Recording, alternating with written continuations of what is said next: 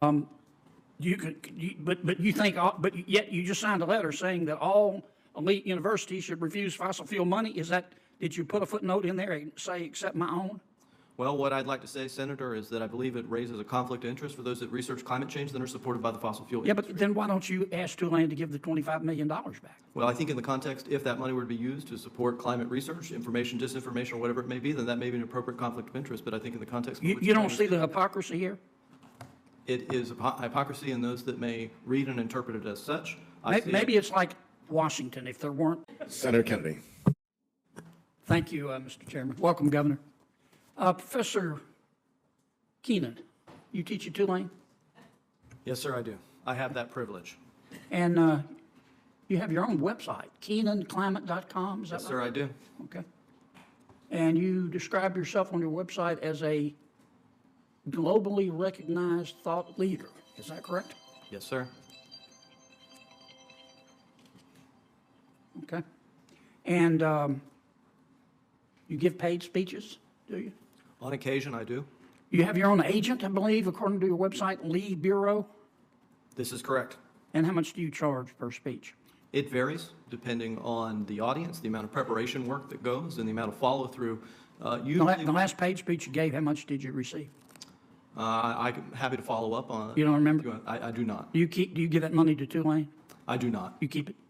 Yes, this is outside of my capacity as a Right, professor. right. As is Now, standard course. you recently sent a letter.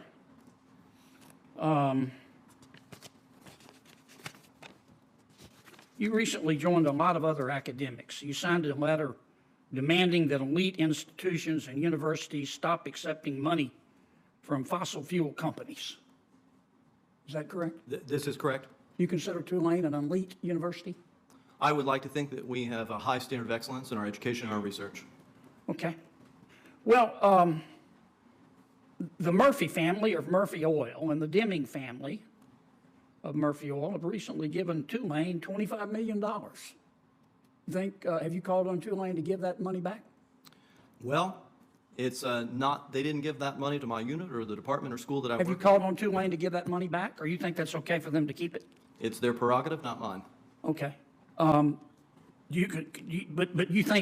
yet you just signed a letter saying that all elite universities should refuse fossil fuel money. Did you put a footnote in there and say, except my own? Well, what I'd like to say, Senator, is that I believe it raises a conflict of interest for those that research climate change that are supported by the fossil fuel Yeah, industry. but then why don't you ask Tulane to give the $25 million back? Well, I think in the context, if that money were to be used to support climate research, information, disinformation, or whatever it may be, then that may be an appropriate conflict of interest. But I think in the context, You don't see the hypocrisy here? it is hypocrisy in those that may read and interpret it as such. Maybe it's like Washington. If there weren't double standards, there wouldn't be standards at all. Let me ask you this.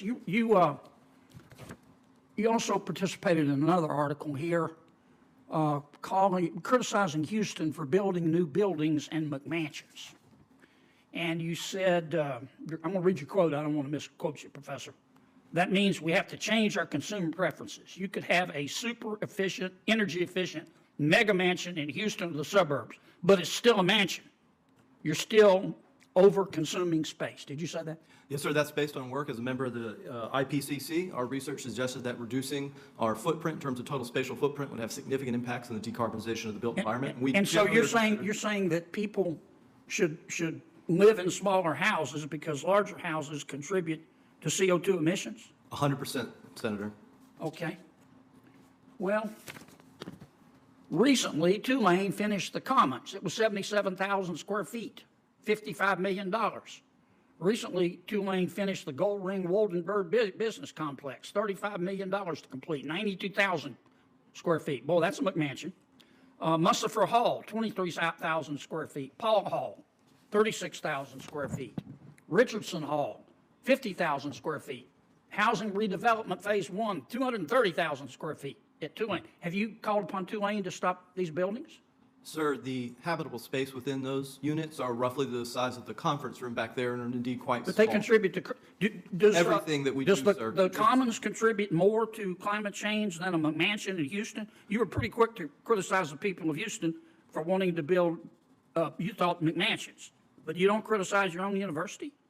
I don't find that to be equivocal comparison between space meant for students who must reside at a university. You don't see and the those- hypocrisy in that? It is your finding and interpretation, sir. But you don't see the irony of the hypocrisy? I'm going to go ahead and say no. Okay. I kind of gathered that would be your answer. Governor, good to see you. You live in a big house, don't you? Currently, I do, yes. How big is the governor's mansion? I don't know the square footage, but it's large, and it's 60 years old this year. You ought to come by and I see- need to see get the by. work. Well, the professor from Tulane doesn't like that. Let me ask you, do you think it's fair? Look, John Bell, we get 37.5% of offshore oil royalties under Go Mesa. New Mexico gets 50% share from the federal government, for God's sakes. Wyoming gets 50%. North Dakota gets 50%. We get 37.5%, and we got to share it with 4 other states. And it's capped at $375 million that we get to share, no matter. Yeah. Yes. So Now, that just sucks. I don't think it's fair, and 90% of all Gulf oil and gas exploration production activities are served out of Port Fourchon.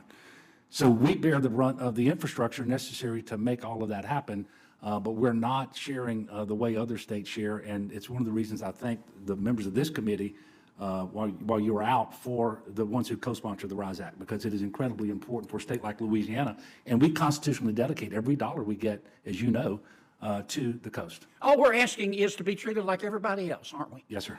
And we have a solution, don't we? We do. And it's called the RISE Act. Tell us about the RISE Act. Well, it's a wonderful piece of legislation that we are obviously hoping that you pass, not only for the benefits that you just mentioned, but currently there's no revenue sharing mechanism in place in federal law with respect to wind. We'll have the first offshore wind lease sale next month. And so this is a very real thing for us, especially as we look at the loss of the BP Horizon fines that have been paying. In fact, the Mid-Barataria, $2.9 billion paid for with BP dollars. But those go away in 2031. We really need to replace that revenue, and wind energy gives us an opportunity, but we need that structure in place, and I appreciate your work on that. Well, to be blunt, we've proven we can use the money well, and we've put our own money up, and it is patently unfair that other states get a larger share, much larger share than Louisiana. And I think the RISE Act, which will also help our wind industry, as Senator Whitehouse knows, we're working together on, is long overdue. And I appreciate you coming up here to talk about that bill. I was in Judiciary, that's why I was late. And the chairman's been very generous with allowing me to go over. Thank you, Mr. Chairman. Not a problem, Senator Kennedy. Glad to have you here with your governor present. And I would note that your colleague, Senator Cassidy, is also an extremely energetic and lively proponent of the RISE bill. And we continue to work together, Governor, with your delegation to try to make sure that we can get this bill passed through ENR with the support of your former gubernatorial colleague, now Senator Manchin. And we're continuing to make progress. With that, let me say that the questions for the record that need to be filed must be in by noon tomorrow. And if the witnesses would be kind enough to respond to any questions for the record you may receive within. And when Senator John Kennedy asked him directly, bluntly, with that almost old Southern prosecutorial style that is so uniquely his, "Have you called on Tulane to give that money back?" In that moment, that is the core fracture line of this hearing and of this era, because Professor Keenan answered, "It's their prerogative, not mine." And then later, when pushed again, he said, "I'm going to go ahead and say no." That is the moment. That is the documentary fulcrum. That is where the mask of abstraction, the polite academic framing, the big moral high theory, suddenly slammed into the non-theory, the real power, the real money, the real institution he lives in and benefits from. This is the moment every viewer at home knows on an instinctive, moral level, because this same collision exists in almost every domain of American power. The rules, the moral imperatives, the demands, the righteous declarations only seem to apply to other people, other institutions, other cities, other political tribes, other industries, other states, but not to the institution we personally occupy, not to the place that pays us, not to the place that brands us as elite. That is the very definition of the American political double standard. Kennedy called it hypocrisy. He didn't say it politely. He didn't bury it in nuance. He didn't glide past it. He said it directly. And this hearing shows, once again, Congress is no longer a space where this stuff can hide behind credential signaling, academic shield language, or the performative moral aesthetic of thought leadership. The public sees the contradiction, and even if this senator or that witness refuses to concede it, the American crowd watching at home sees it plainly. And that is why hearings like this matter, because the moral legitimacy of government, universities, public policy, climate research, corporate influence, philanthropy, and federal energy strategy all collapses when the elites demanding sacrifice never actually sacrifice themselves. If fossil fuel money is poison when it flows to Stanford, or MIT, or Princeton, or Harvard, it is also poison when it flows to Tulane. If mansions are morally obscene in Houston, they don't magically become morally neutral when they stand 77,000 square feet on a Louisiana elite campus. If the moral standard is real, it must be universal, or it is not a moral standard at all. This is where Congress still plays a role most Americans underestimate. Congress is not merely a procedural legislature. It is the last remaining national public stage where the exposed contradictions of power are confronted, out loud, on camera, with no escape hatch, with no safe retreat into curated media bubbles.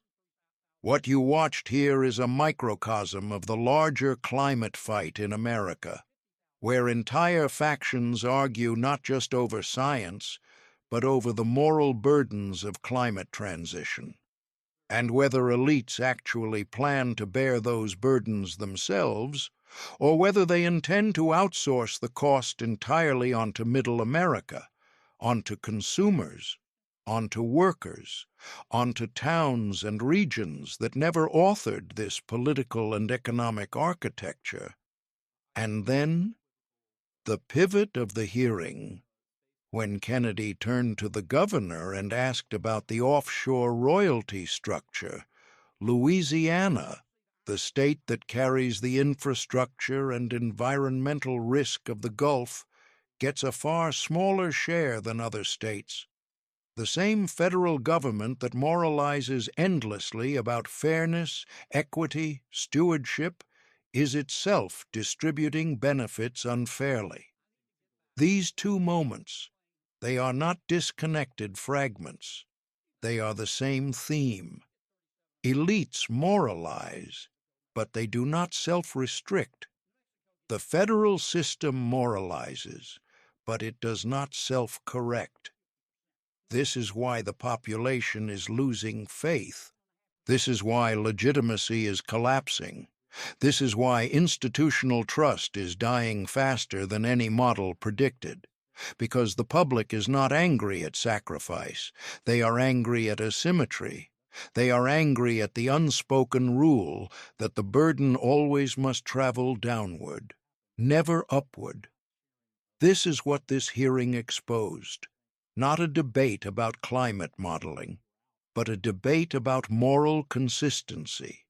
And that moral consistency will determine whether any climate transition, any energy transition, any industrial transition will ever be sustainable within American democracy.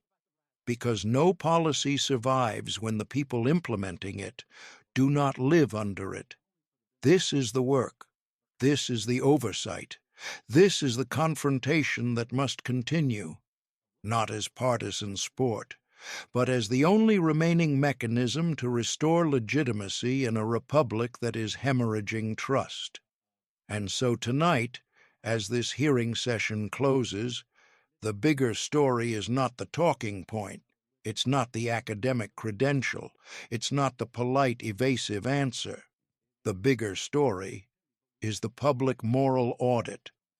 Congress must keep demanding it. The public must keep demanding it.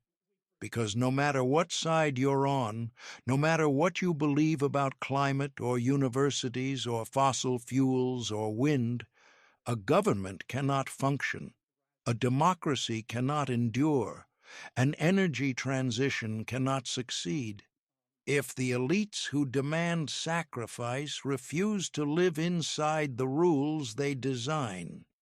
This is the Congress brief. Support our work to expose the truth.